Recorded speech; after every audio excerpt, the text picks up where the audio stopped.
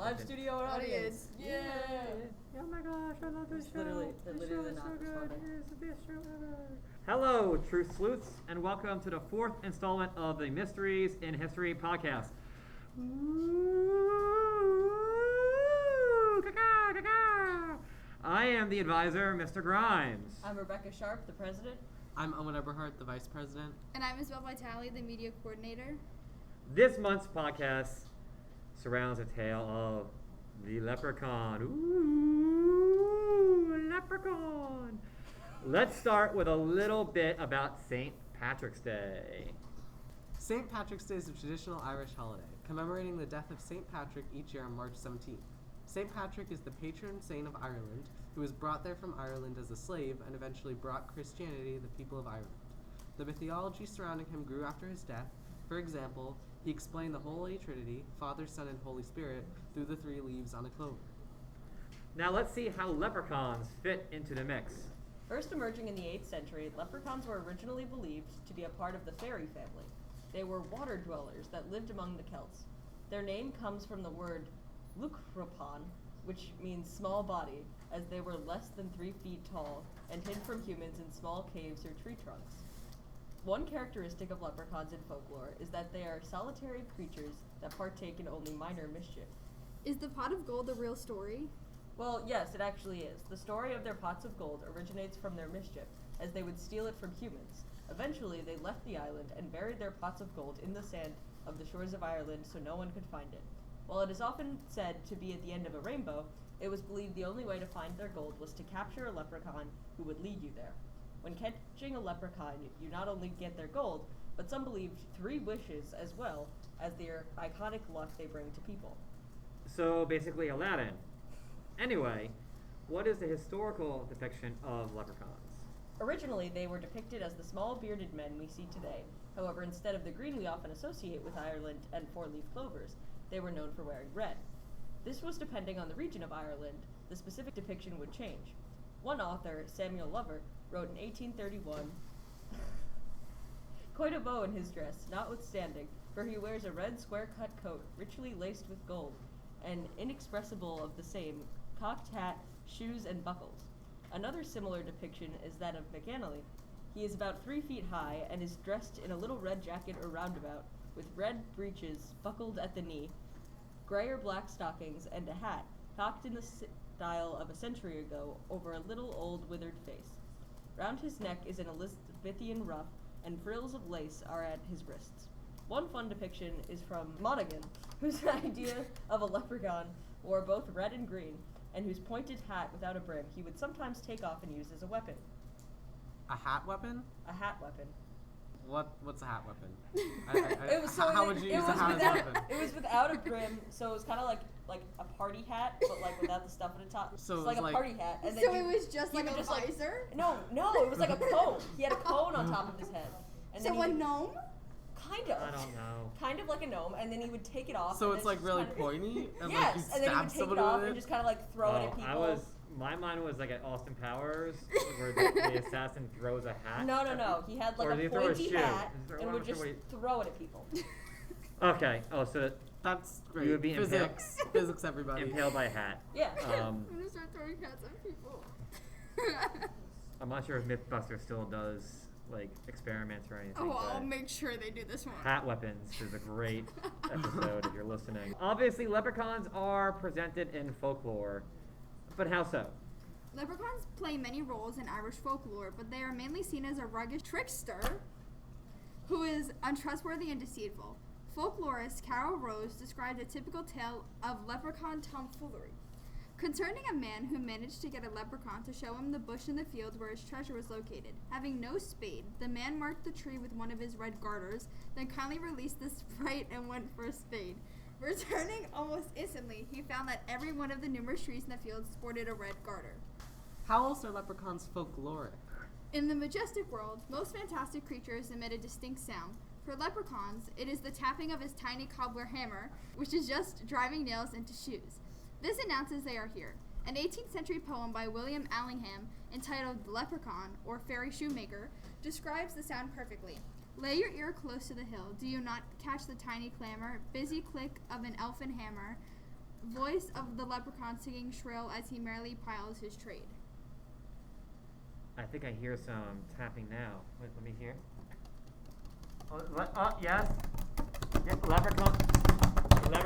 There are leprechauns in a desk. Fact. Now that we have a visitor, can you tell me a little more about the leprechauns themselves? Leprechauns are not only shoemakers, but old male loners.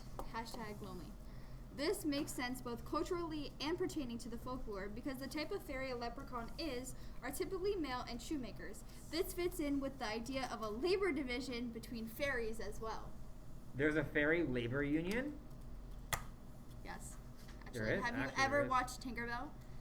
There's I a have. labor union in There's- Tinkerbell? Yes, she's a little like She's a Tinker. She's a tinker. Well, that's why she's okay. Tinkerbell, and then Like- she wanted to be like one of the seasonal fairies. But apparently there's other unions also within the fairy. There's a labor division, and they all have their own unions, like electricians and pipe fitters and carpenters. It's science.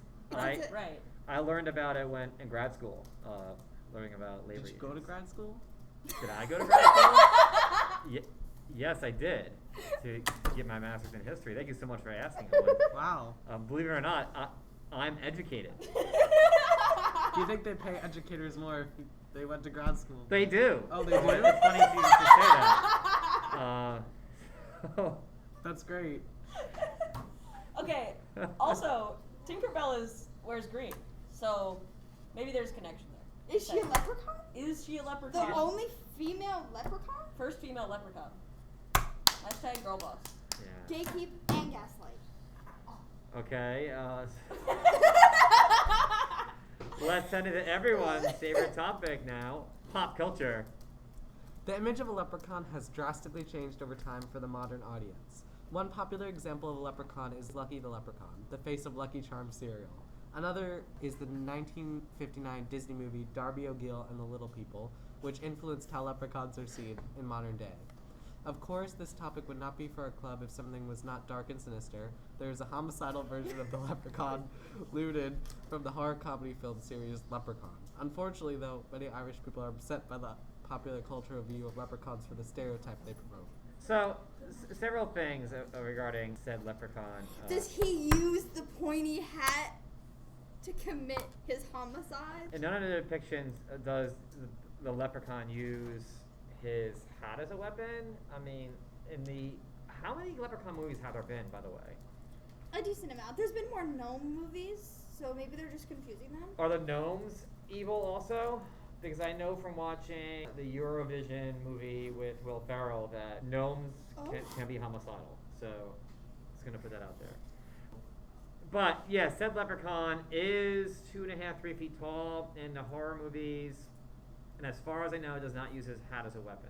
It's funny that like people think that it's a stereotype because like I feel like with all like fantastical creatures, it's like there's some darker version of it. So like I feel like that's a little bit like extreme, like they call it a stereotype. But I mean, I don't know. I think the stereotype relates to what we see now. How like everyone's dressed in just green suits and hats and stuff, and they put on like ginger beards, and they're like, "Oh, I'm an Irishman," and we're like, "No, you're not. That's wrong." So I think that's what they're talking about. Granted, I personally don't think Irish people are homicidal leprechauns. So I think this is just like Really?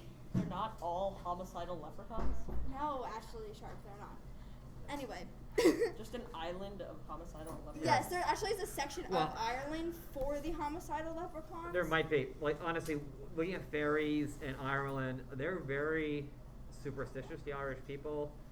And They're not a little stitious? No. I saw your sticker I had too. Yes, thank you. So, if they believe fairies are dwelling like under a hill, and they're planning on, this has happened also, building a state highway, like between point A and point B, and this fairy hill is there, they will build the road around the hill. Oh, yeah, they did do ra- that. rather than disturb the fairies and have them attack them. Like, I'm not even. Fairies, when they attack you, terrifying. Right. I would not want. Y'all seen Tinkerbell when Peter Pan made her mad? Terrifying. I feel like we've kind of gone down a rabbit hole. I feel like this just relates back to the wormholes. Like honestly, like it just all goes back to Everything relates wormholes back. and aliens. The land of Ireland is a mystical land. It's where magical. Wormholes most likely. And it's do close exist. to the North Pole. It's It's close. yeah, very close. Oh my god. Yeah. Oh my god, guys. All you It's have all to do is think connecting. about geography, and then It's you'll all know. connecting. Yeah. And any other comments, guys? We said a lot today. We were very giggly. It's very giggly. I know when you're ever hearing this, we're recording on a Monday morning, so. Oh, it's gonna be really fun to edit. Have a Monday, guys, or a day. And that's it for our 4th installment. Last month we accidentally said the 4th, but This this is is in the fact the 4th. 4th. That I was the don't know how to 3rd. count. That's why I am failing pre-calc. yeah, I haven't taken math since my sophomore year, or actually junior year at Rutgers, so That's a long Math. time. that's a long time. Which Are is you calling? Owen. Are you calling him Owen. old? Owen? Owen, which is undergrad. Okay, so that's I want to make sure you understand that. Owen, you have like 3 strikes against you right now. Owen's coming hard this morning, and I really can't take it. It's So Monday. anyway. I don't know what you want from me. It's Monday. Well, you didn't have to come for him. So yes, it's the 4th installment. Check of the Mysteries in History podcast.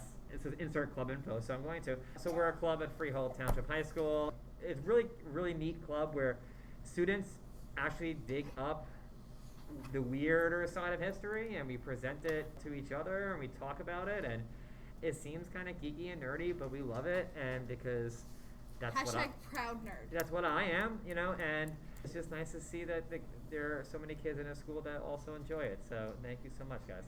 And have a day.